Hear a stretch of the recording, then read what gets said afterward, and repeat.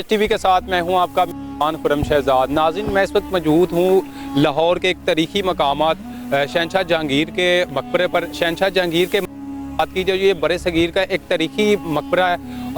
آج ہم آپ کو مقبرے کا ریویو کروائیں گے اور اس پوری بلڈنگ کو ایکسپلور کریں گے، ہمارے ساتھ۔ ناظرین، شہنشاہ جہانگیر کا پورا نام نور الدین محمد سلیم تھا، جو 1569 میں اکبر اعظم کے ہاں رانی مریم کے بدن سے پیدا ہوئے۔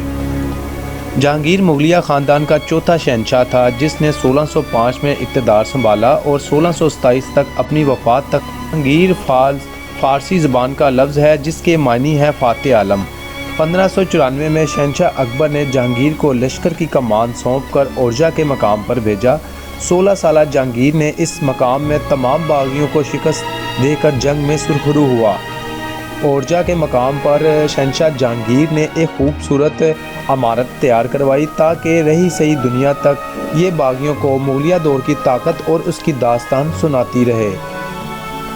ناظرین، 1605 میں شہنشاہ اکبر کی وفات کے بعد صرف 8 سال کے عرصے میں 36 برس کی عمر میں کشمیر سے راسکمانی تک پھیلے تمام مغلیہ تخت شہنشاہ جہانگیر نے اپنے نام کیے۔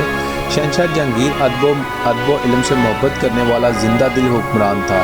اپنے 22 سالہ دور بادشاہت میں شہنشاہ جہانگیر نے قابل رشد اصلاحات بھی کی اور کئی تعمیراتی منصوبوں کو عملی جامہ بھی پہنایا۔ شہنشاہ جہانگیر نے اپنی پوری سلطنت میں لوگوں کے مفت علاج کے لیے مراتب بھی بنوائے اور لوگوں میں عدل و انصاف بہرا کیا۔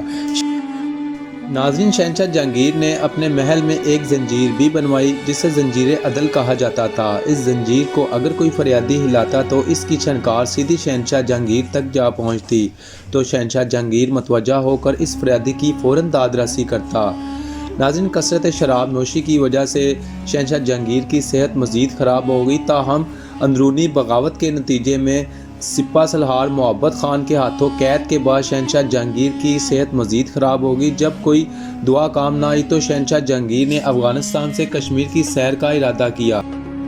جی ناظرین، میں اس وقت شہنشاہ جہانگیر کے مقبرے کے اندر موجود ہوں۔ مقبرے کی تزئین و آرائش کی بات کیجیے تو اس کی حالت آج بھی دیکھنے کے لائق ہے۔ شہنشاہ جہانگیر کی قبر پر آپ دیکھ سکتے ہیں کہ اس وقت کی نقش و نگار مغلیہ آرکیٹیکچر کا یہ منہ بولتا ثبوت ہے۔ اللہ تعالیٰ کے خوبصورتی سے 99 نام درج کیے گئے ہیں۔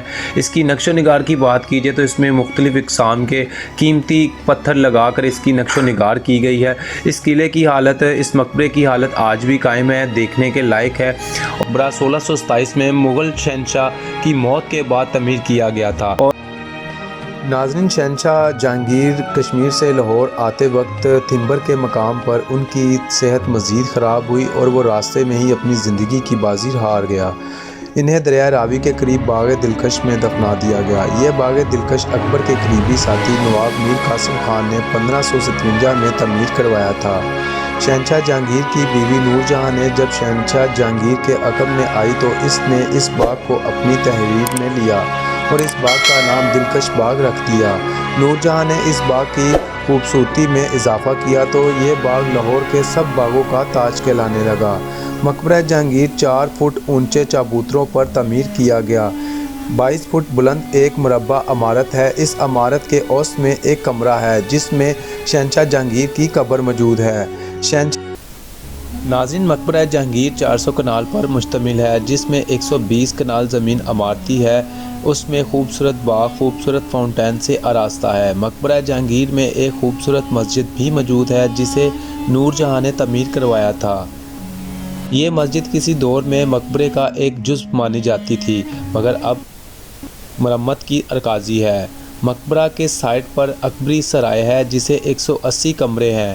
ہر کمرے کے سامنے برآمدہ موجود ہے۔ مقبرہ جہانگیر کے احاطے میں ایک اور تاریخی مقام بھی موجود ہے جسے آصف خان کا مقبرہ کہا جاتا ہے۔